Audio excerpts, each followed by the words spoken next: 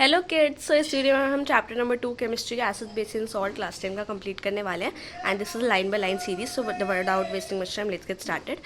तो अब आपको इसमें 3 टॉपिक्स दिए हुए हैं, acids, basis and salt. So acid and basis, पहले जो फर्स्ट हाफ है चैप्टर का वो आपको एसिड एंड बेसिस के बीच में डिफ्रेंशिएट करना सिखाता है। फिर सिखाता है कि एसिड बेसिकली होती क्या है, ऐसी क्या क्वांटिटीज़ है, उसके बारे में डिस्क्रिप्शन देगा आपको ज़्यादातर, और बेसिस में भी आएगा। और सॉल्ट्स लाइक आप कह सकते हैं 30% of the part of this chapter is based on salts, और सॉल्ट्स इंपॉर्टेंट है, उससे सीबीएसई में काफ़ी क्वेश्चन पूछे गए हैं प्रीवियस 10 ईयर्स में, तो मैं आपको वो सारे भी बताने वाली हूँ जो इंपॉर्टेंट क्वेश्चन है। सो एसिड्स क्या होते हैं? एसिड्स बेसिकली वो होते हैं जो सौर होते हैं, जैसे कि H2SO4 जो वैसे सल्फरिक एसिड, वो एक एसिड है। तो आपको ये नाम याद नहीं करने हैं, आपको धीरे धीरे अपने आप हो जाएंगे। तो एसिड्स में और एक और चीज़ होती है, एसिड में H+ आयन ज़्यादा होते हैं। अब H+ आयन्स क्या होते हैं ये हम आखिरी में पढ़ेंगे चैप्टर के, लेकिन आपको इतना पता होना चाहिए, आपको इतना ब्रीफ में आगे जाके पढ़ेंगे। और बेसिस क्या होते हैं? बेसिस में OH- आयन ज़्यादा होते हैं and bases are basically bitter. Like आपको बेकिंग सोडा पता है, वो बिटर होगा, ऐसे सोपी टू टच होता है। अगर आप उसको ऐसे टच करेंगे तो वो सोपी होता है, ठीक है। तो आपको ये इतना पता चल गया। अब इनमें डिफ्रेंशिएट कैसे करेंगे? तो अब इस चैप्टर में let's get started. So you already know that acid solid in taste हमने पढ़ा, and the change the color of the blue litmus to red। और एक और चीज़ है, जो एसिड्स होते हैं ना, वो जो लिटमस पेपर होता है जो बेसिकली पर्पल कलर का होता है, उसको जैसे आप किसी एसिडिक सोल्यूशन में डालेंगे, अगर वो रेड में कन्वर्ट हो जाएगा। अगर वो ब्लू लिटमस है तब भी वो रेड में कन्वर्ट हो जाएगा। सो बेसिकली कोई सा भी टाइप का लिटमस है वो रेड में कन्वर्ट हो जाएगा अगर वो एसिडिक सोल्यूशन में डाला है आपने। और एक और चीज़ बताई है इन्होंने, bases are better. Bases better होते हैं, सोपी टू टच होते हैं, एंड जो बेसिस होते हैं ना, कोई भी लिटमस हो, चाहे रेड हो चाहे पर्पल हो, नॉर्मल लिटमस पेपर अपने नॉर्मल उसमें पर्पल होता है तो उसमें उसको वो ब्लू में कन्वर्ट कर देते हैं। लिटमस एक नेचुरल इंडिकेटर है। अब आपको ये भी क्वेश्चन पूछा जा सकता है, सिंथेटिक के नेचुरल इंडिकेटर्स कौन से होते हैं? लिटमस नेचुरल इंडिकेटर है, टर्मरिक भी नेचुरल इंडिकेटर है, ठीक है। तो अब इसमें बोला हुआ है, have you ever notice stain of curry on a white cloth becomes reddish brown when soap। सो अब क्या इन्होंने बताया हुआ है कि जो वो होती है टर्मरिक, हल्दी आपको कड़ी में, आपको पता होगा हल्दी कड़ी में डलती है। तो जैसे ही वो, अगर आप उस कड़ी को सोप से रब करते हैं तो वो रेडिश ब्राउन हो जाती है। इससे पता चलता है कि हल्दी एसिडिक मीडियम में, सोप बेसिक मीडियम में जब भी जाती है तो वो रेड हो जाती है कलर में, ठीक है। तो अब इतना कोई आपसे ब्रीफ में नहीं पूछेगा, बट आपको ये पता होना चाहिए। So you can use synthetic indicators like methyl orange phenolphthalein. So देखो, सिंथेटिक इंडिकेटर्स और नेचुरल इंडिकेटर्स होते हैं। सिंथेटिक इंडिकेटर्स इंपॉर्टेंट है, मिथाइल ऑरेंज एंड फिनोल्पैथलीन, ठीक है। तो इस चैप्टर में आपको इतना पता होना चाहिए, मिथाइल ऑरेंज वैसे वो ऑरेंज होता है, आपके नाम से पता चल रहा है, बट मिथाइल ऑरेंज को जैसे ही आप किसी एसिडिक मीडियम में डालेंगे वो रेड हो जाएगा, बेसिक मीडियम में डालेंगे येलो हो जाएगा। और फिनोपैथलीन वैसे तो एसिडिक और नॉर्मल मीडियम में कलरलेस रहता है, बट जैसे आप बेसिक मीडियम में डालते हैं वो पिंक हो जाता है। तो इतना आपको पता होना चाहिए, MCQ में पूछा जा सकता है, ठीक है। और एक येलो बॉक्स है, इसका मैं अलग सी वीडियो बनाऊंगी, सारे येलो बॉक्सेस कवर करूंगी इस चैप्टर के। सो अब आगे का देखते हैं हम। तो अब आपको बोला हुआ एसिड्स एंड बेसिस, ये आपको एक्टिविटी दी हुई है, इसमें बेसिकली आपको अलग अलग टाइप के एसिड्स कलेक्ट करने का बोला है। HCl sulphuric acid and nitric acid HNO3 and acetic acid, ये सारे एसिड्स। और बेसिस भी कुछ बोले, NaOH, CaOH, KOH, MgOH, ये सारे आप कलेक्ट कर ले।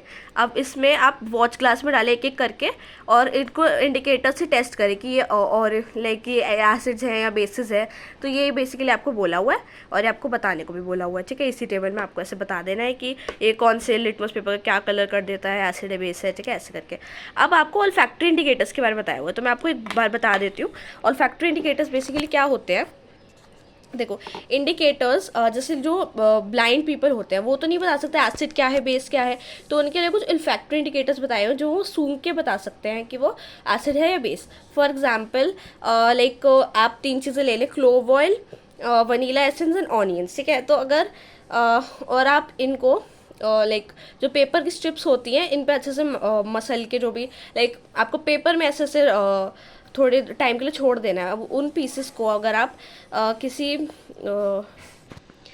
भी एसिडिक मीडियम में डालेंगे ना तो उसकी स्मेल जो है वो रहेगी, लेकिन अगर बेस में डालेंगे तो स्मेल नहीं रहेगी। तो इससे आप डिफ्रेंशिएट कर सकते हैं कि एसिड कौन सा है, बेस कौन सा है, ठीक है। ये सारी जो हम पढ़ रहे हैं अभी तक की फिजिकल प्रॉपर्टीज़ हैं। तो अब हम थोड़ी सी एसिड्स एंड बेसिस की केमिकल प्रॉपर्टीज़ भी पढ़ेंगे धीरे धीरे। सो अब पहले ये देख लेते हैं एसिड्स एंड बेसिस रिएक्ट कैसे करते हैं मेटल्स के साथ। ये इंपॉर्टेंट चीज़ है और ये क्वेश्चन वगैरह बनाने में आ जाती है। तो आपको एक एक्टिविटी दी हुई है ये वाली, इसको कहते हैं पॉप साउंड एक्टिविटी।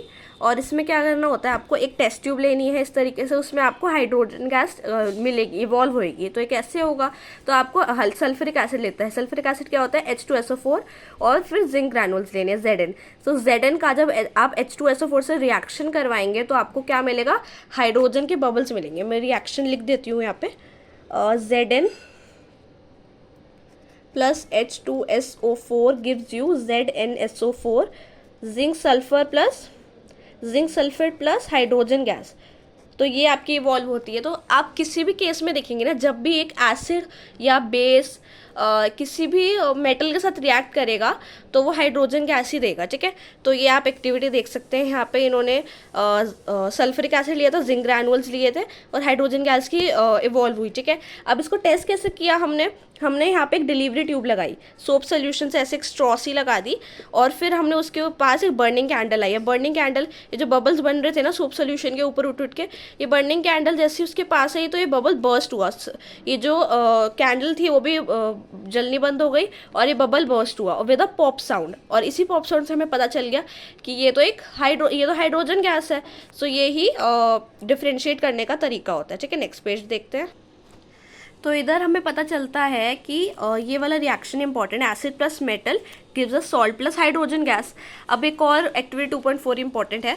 अब आपको जिंक ग्रेन्यूलेटेड जिंक मेटल लेना है, बेसिकली जिंक मेटल लेना है आपको और उसमें NaOH ऐड करना है। अभी हमने क्या देखा, हमने जिंक का एसिड के साथ देखा जो रिएक्शन होता है, और अब हम जिंक का बेस के साथ रिएक्शन देख रहे हैं विच इज़ NaOH के साथ, ठीक है। तो अब देखते हैं इसका कैसे रिएक्शन होगा। अब आप देखेंगे NaOH plus Zn gives Na2ZnO2 which is sodium zincate plus hydrogen gas evolve होती है। अब सोचेंगे दोनों के साथ इवॉल्व हो रही है, तो हाँ कुछ मेटल्स ऐसे होते हैं जो एसिड एंड बेसिस दोनों के साथ इवॉल्व करते हैं। सिर्फ दो ही ऐसे मेटल्स आप हमारे सिलेबस में है जो कि है Zn प्लस एल्यूमिनियम। ये दोनों एम्फोटेरिक मेटल्स होते हैं। एम्फोटेरिक का मतलब मैं आपको बताती हूँ। तो एम्फोटेरिक मेटल्स वो मेटल्स होते हैं जो बोथ बेसिस एंड एसिड के साथ रिएक्ट करते हैं, मतलब एसिड एंड बेसिस दोनों के साथ रिएक्ट करेंगे और H2 गैस इवॉल्व करेंगे, ठीक है। सिर्फ दो ही ऐसे मेटल्स है, तो ये इंपॉर्टेंट है, आपको याद रखना होता है। इनको एम्फोटेरिक मेटल्स कहते हैं, ठीक है। Now how do metals carbonates and metal hydrogen carbonates react with acids. अब देखो इस एक्टिविटी में आपको बोला है आपको दो टेस्ट ट्यूब लेनी है, A एंड B करके लेबल कर देना है उनको, और उन दोनों में 0.5 ग्राम सोडियम कार्बोनेट डालना है विच इज़ Na2CO3। अभी सॉल्ट्स वाले में हम आगे जाके पढ़ेंगे ये सारा, बट ये एक्टिविटी ज़रूरी है। टेस्ट ट्यूब A में डालना है एंड 0.5 सोडियम हाइड्रोजन कार्बोनेट, एक में सोडियम कार्बोनेट और एक में सोडियम हाइड्रोजन कार्बोनेट डालना है। अब दोनों में HCl डालो। अब ये जो गैस प्रोड्यूस हुई है ना, इन दोनों के रिएक्शन से गैस प्रोड्यूस होगी, उसको लाइम वाटर से पास करो और अपनी ऑब्जर्वेशन को रिकॉर्ड करो। तो आपको क्या ऑब्जर्वेशन होगी कि जो भी गैस प्रोड्यूस होगी ना वो लाइम वाटर को मिल्की टर्न कर देती है। तो अब लाइम वाटर को मिल्की टर्न कर देती है, हमने चैप्टर नंबर 1 में पढ़ा था कि लाइम वाटर को जो भी मिल्की टर्न कर देता है वो CO2 गैस होती है। लाइम वाटर बेसिकली क्या होता है, CaOH, उसको मिल्की टर्न कर देगी, CO3 बन जाएगा, सो विच इज कार्बन डाइऑक्साइड की वजह से लाइम वाटर मिल्की हो जाता है। तो ये रिएक्शन कौन सा हो रहा होता है, टेस्ट ट्यूब ए में Na2CO3 sodium carbonate plus HCl से किया तो NaCl plus H2O plus CO2 बना, और Na सोडियम हाइड्रोजन कार्बोनेट को सब HCl से किया तब भी सेम प्रोडक्ट्स बने। तो ये चीज़ आपको याद रखनी होती है। बट इसमें Na2CO3 में NaHCO3 में भी डिफरेंस होता है, जो हम आगे जाके सॉल्ट्स वाले पार्ट में पढ़ेंगे, ठीक है। और अब एक और आपको ये जो हमने पढ़ा लाइम वाटर में, जब आपने CaOH मतलब लाइम वाटर को CO2 से पास किया, CO2 उसमें ऐड हो गई, तो आपको क्या मिला, CaCO3 मिला which is a white precipitate. और ये ही लाइम वाटर जैसे ही इसके साथ मिलता है तो आपका ये जो प्रेसिपिटेट है ये मिल्की हो जाता है, वाइट प्रेसिपिटेट होता है, मतलब आपका सोल्यूशन जो है वो मिल्की एंड टर्बिड हो जाता है, इसी वजह से ऐसा होता है, ठीक है। और एक और चीज़ जाननी ज़रूरी है, on passing excess carbon dioxide in the reaction, अब CaCO3 बन गया, अब उसमें आप एक्सेस कार्बन डाइऑक्साइड ऐड कर रहे हैं तो एक और अलग चीज़ बन जाएगी, और कुछ नहीं बनेगा, कैल्शियम हाइड्रोजन कार्बोनेट बन जाएगा। कैल्शियम हाइड्रोजन कार्बोनेट जो होता है वो सोल्यूबल होता है वाटर में और एक्वस फॉर्म में होता है। एक्वस फॉर्म आपको याद रखना है, एक्वस मतलब which is soluble in water, ठीक है। अब आपको बताया हुआ limestone, chalk, marble, different forms of calcium carbonate, calcium carbonate CaCO3 की 3 different form, limestone, chalk, marble. अब से आपसे क्वेश्चन में आ सकता है कि इफ़ मार्बल और चॉक और limestone is added to HCl what will be the reaction, ऐसे करके आपको आ सकता है क्वेश्चन, ठीक है।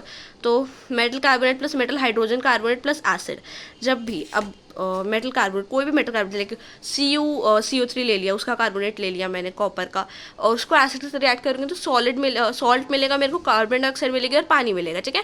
तो H2O CO2 प्लस उस वाले मेटल का सॉल्ट मिलेगा, वो जो भी मेटल है उसके साथ Cl लगा देना है और बस हमका सॉल्ट मिल जाएगा। Now how do acids and basis react with each other, ये बहुत इंपॉर्टेंट पार्ट है इस चैप्टर का, और आपको ये चीज़ याद रखनी है।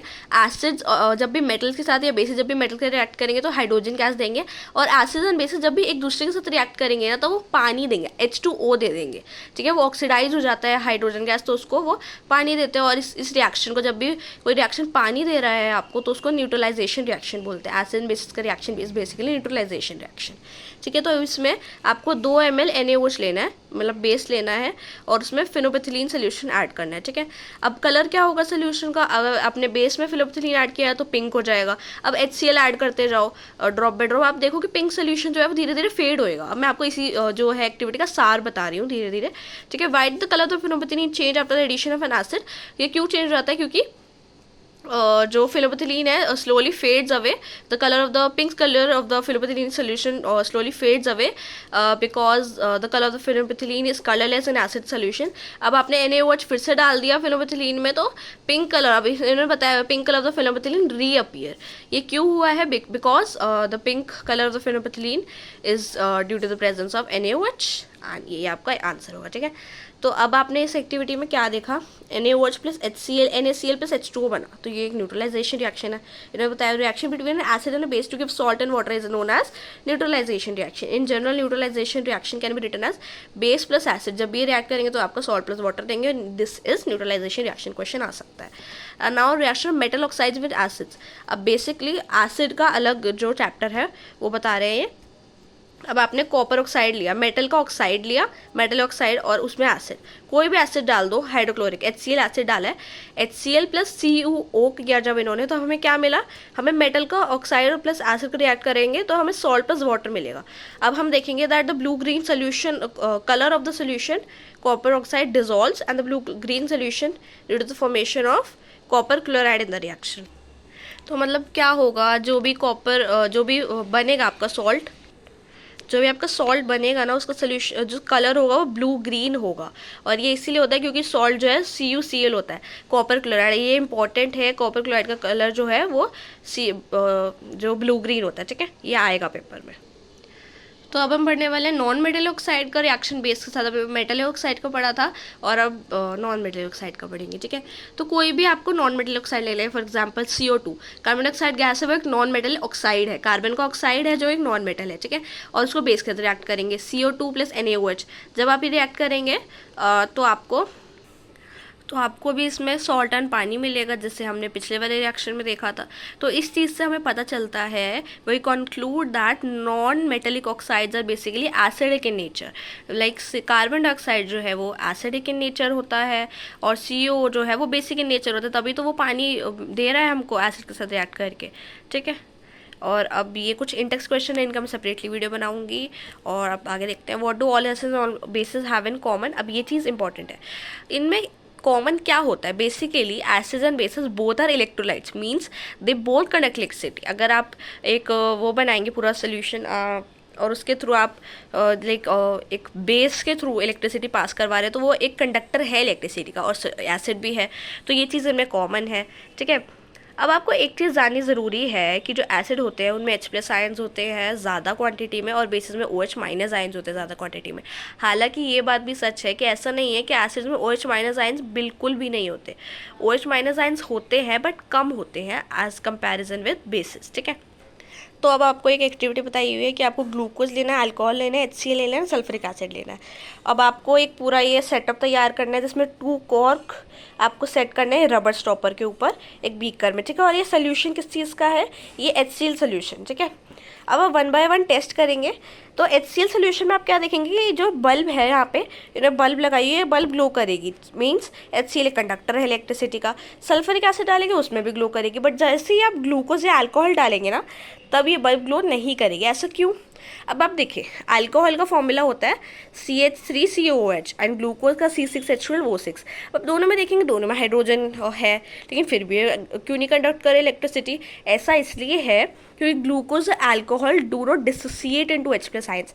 जैसे ही आप इनमें इलेक्ट्रिसिटी पास करेंगे ना, ये H+ आयंस नहीं देंगे, H+ आयंस की वजह से ही इलेक्ट्रिसिटी कंडक्ट होती है। एज अ रिजल्ट ये इलेक्ट्रिसिटी कंडक्ट नहीं करेगा। तो यही यहाँ पे बताया हुआ है, the bulb will start glowing the case of acids but you will observe the glucose and alcohol solution do not conduct electricity. Glowing of the bulb indicate that there is a flow of electric current through the solution.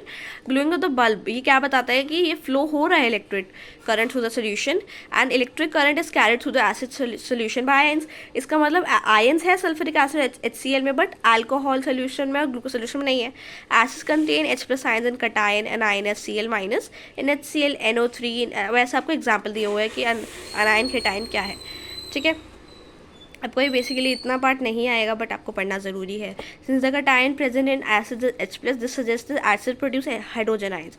Acids hydrogen ions produce करते हैं in solution which are responsible for the acidic characters. मैंने आपको बताया कि H+ ions की वजह से ही acidic character होता है किसी भी एसिड का, ठीक है। अभी आप सोडियम हाइड्रोक्साइड कैल्शियम हाइड्रोक्साइड के साथ भी रिपीट करेंगे तो आपको OH- आयंस मिलेगा H+ आयंस की जगह ज़्यादा क्वांटिटी में, ठीक है। Now what happens to an acid और base in a water solution. अब आपने 1 ग्राम ऑफ सॉलिड NaCl लिया टेस्ट ट्यूब में, ठीक है, सल्फ्यूरिक एसिड डाला। अब आप देखेंगे कोई गैस आ रही होगी। अब ये गैस जो होगी वो ड्राई HCl गैस होगी। आपको कैसे पता चलेगा? क्योंकि आप इसको एक जब भी लाइक आप जब भी इसको Zn के साथ Zn+HCl करेंगे तो आपको हाइड्रोजन गैस इवॉल्व होएगी, इससे आपको पता चल जाएगा, ठीक है। तो ड्राई HCl गैस होती है वो बेसिकली डिसोसिएट नहीं करती है H+ आयंस में, सो इलेक्ट्रिसिटी कंडक्ट नहीं करेगी, HCl सोल्यूशन करेगा क्योंकि वो H+ आयंस में डिसोसिएट करता है। बेसिकली इसका सार यही है, ठीक है। The experiment suggest that hydrogen ions in HCl produce in the presence of water and the separation of H+ ions from HCl molecules can not occur in the absence of water.